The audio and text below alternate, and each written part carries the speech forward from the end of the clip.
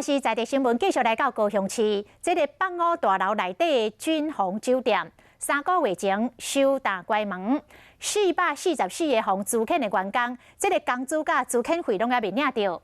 讲这个员工分做2派，有一派是停公司的，早起新头家到位要强制点交的时阵，2派人马到现场互相呛声，警方是到场介护，都惊会起相拍。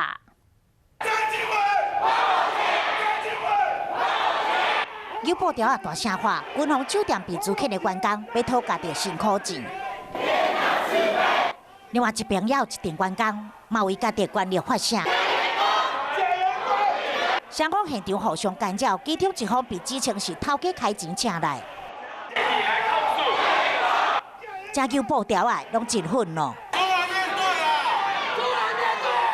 惊发生冲突，警方摆做真相隔开双方。